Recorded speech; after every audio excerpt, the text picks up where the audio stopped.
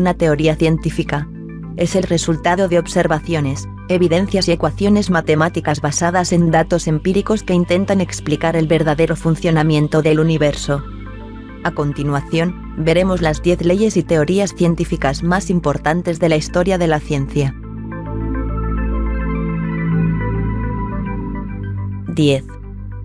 En 1687, Isaac Newton formuló 3 principios a partir de los cuales se explican la mayor parte de los problemas planteados por la mecánica, en particular, aquellos relativos al movimiento de los cuerpos. Estas 3 leyes revolucionaron los conceptos básicos de la física y el movimiento de los cuerpos en el universo.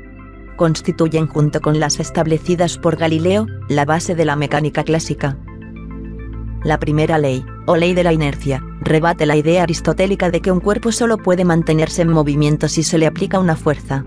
Esta ley postula, por tanto, que un cuerpo no puede cambiar por sí solo su estado inicial, ya sea en reposo, o en movimiento rectilíneo. La segunda ley, o ley de la fuerza, explica qué ocurre si sobre un cuerpo en movimiento actúa una fuerza neta que modifique el estado de este movimiento cambiando la velocidad, o dirección. En concreto, los cambios experimentados en el momento lineal de un cuerpo, son proporcionales a la fuerza motriz.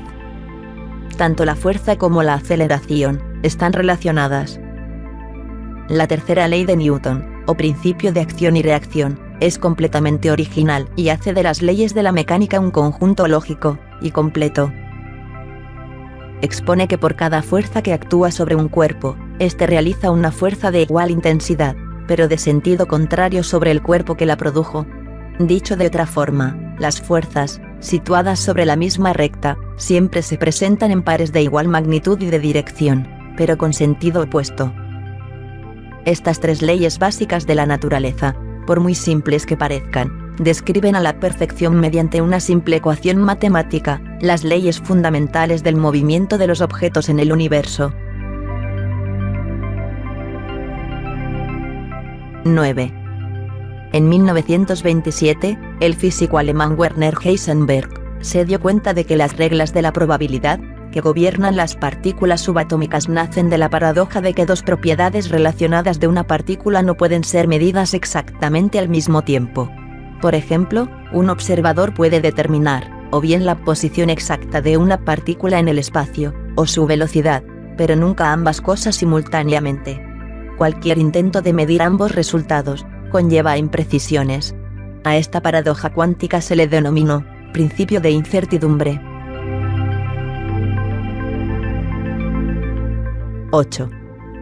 En la ciencia, la flotabilidad implica que un objeto sumergido total, o parcialmente, equivale al peso del líquido que el objeto reemplaza. Esta teoría asegura que cuando introducimos un objeto dentro de un líquido, el objeto desplaza una cantidad de líquido, que no es otra que su volumen.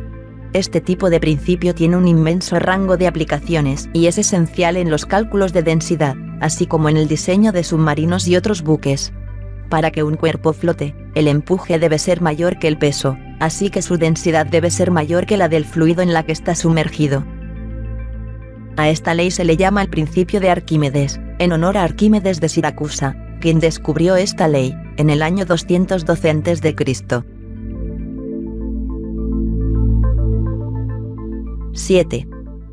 La termodinámica es una rama de la física que estudia los fenómenos relacionados con el calor. Estudia los fenómenos en los que existe transformación de energía mecánica en térmica, o viceversa. Cuando la energía se transforma de una forma a otra, siempre hay una cantidad que se convierte en calor.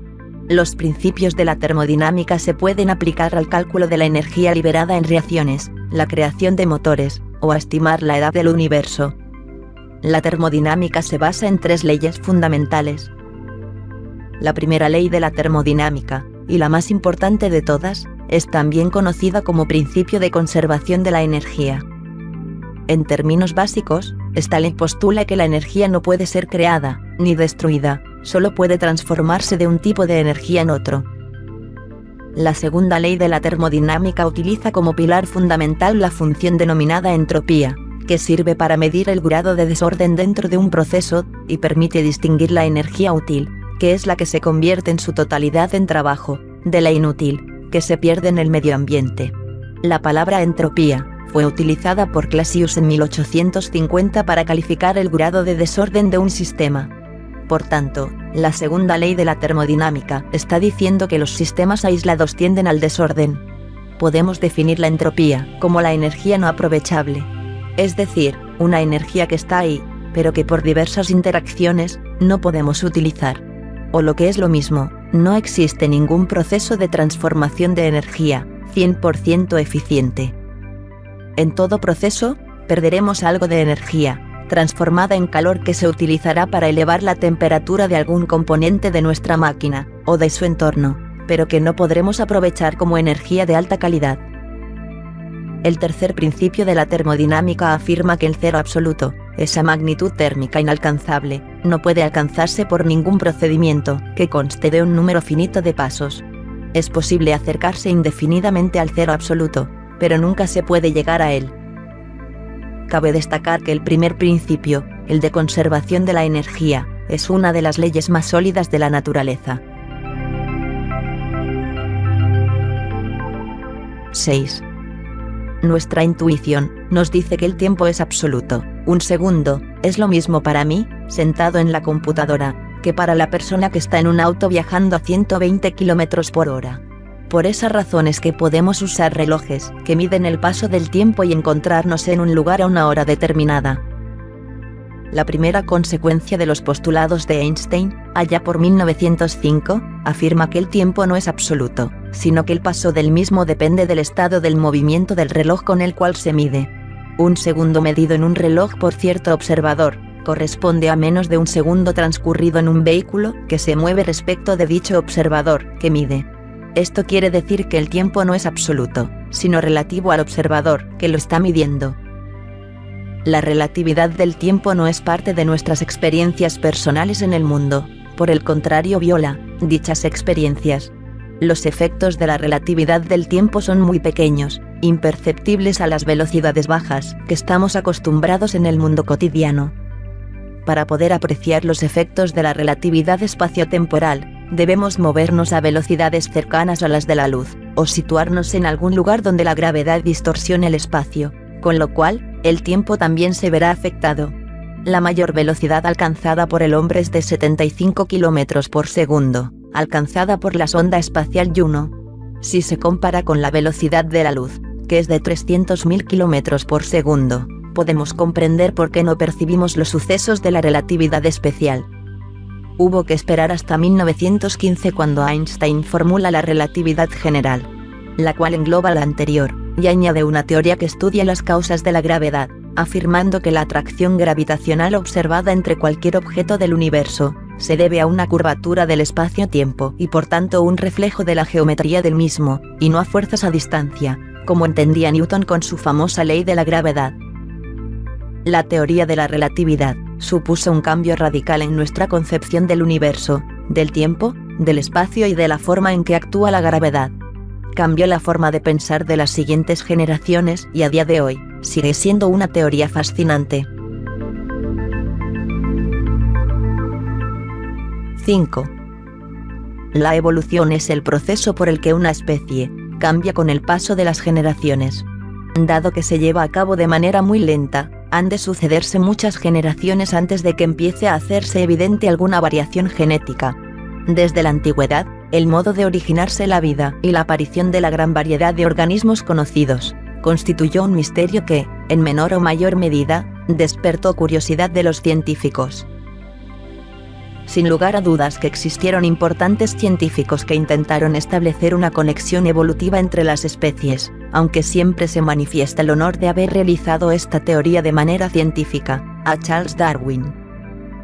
Darwin hizo pública su teoría del origen de las especies por medio de la selección natural, en 1859.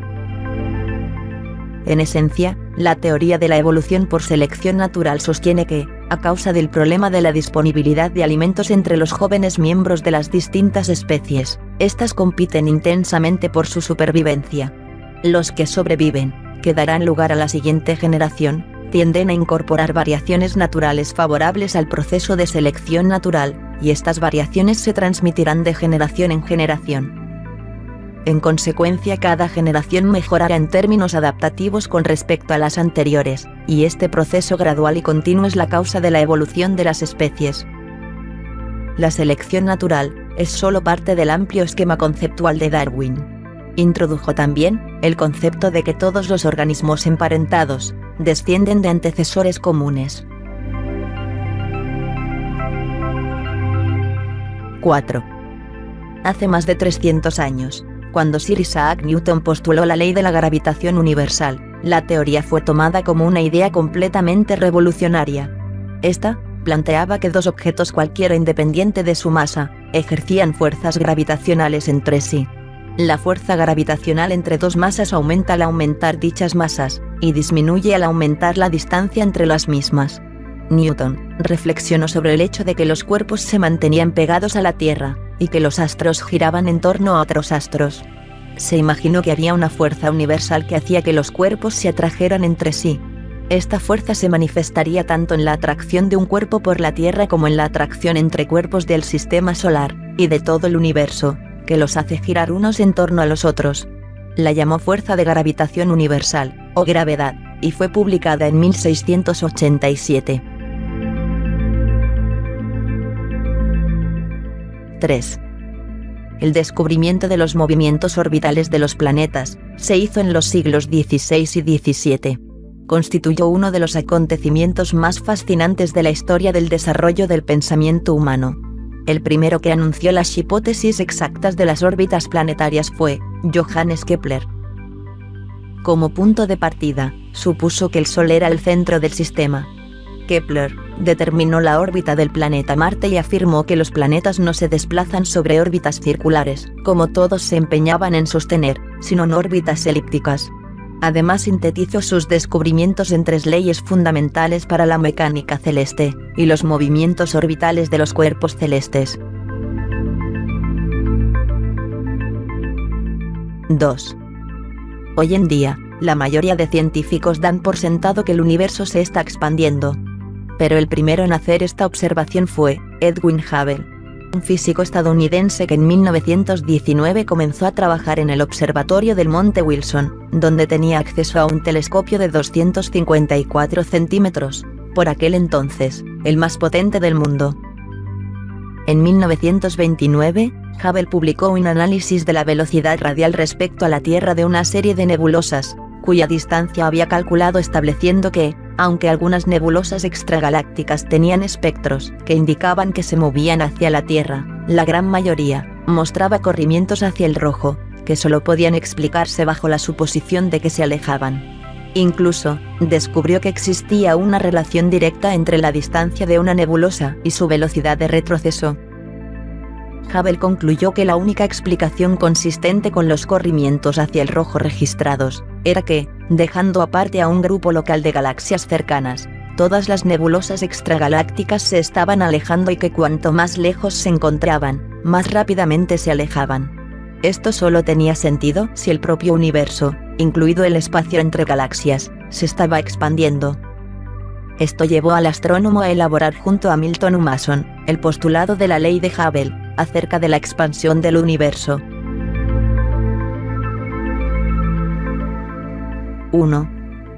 La teoría del Big Bang fue formulada en base a investigaciones realizadas por Edwin Hubble, George Lemaitre y Albert Einstein, entre muchos otros. La teoría del Big Bang en sí no consiste en una teoría que explique el origen del universo, sino lo que ocurrió desde dicho origen hasta la actualidad para que las galaxias y todo el cosmos tengan las características que presentan. La teoría postula que el universo comenzó hace casi 14.000 millones de años con un evento de expansión masiva. En ese momento, la totalidad de la masa del universo se encontraba confinada en un único punto más pequeño que un átomo. Esta teoría surgió de la observación del alejamiento a gran velocidad de otras galaxias respecto a la nuestra, en todas direcciones, como si hubieran sido repelidas por una antigua fuerza explosiva. El movimiento de explosión original continúa hasta el día de hoy, ya que el universo continúa expandiéndose desde un punto en todas direcciones. La teoría del Big Bang deja muchas preguntas importantes sin respuesta. Una es la causa original del mismo Big Bang. Se han propuesto muchas respuestas para abordar esta pregunta fundamental, pero ninguna ha sido probada. Es más, una prueba adecuada de ellas supondría un reto formidable. Aún así, está considerada como la teoría más sólida, y la que mejor explica el origen del universo. Estas 10 leyes y teorías científicas se consideran los grandes pilares de la ciencia moderna. Sin estos principios básicos, la comunidad científica perdería el rumbo del conocimiento. Pero como siempre, no todo está descifrado, y seguro en el futuro estas leyes y teorías serán modificadas para acoplarlas a una única teoría, esa teoría que pueda explicarlo todo, y rompa la línea que separa la mecánica clásica de la mecánica que describe las partículas elementales.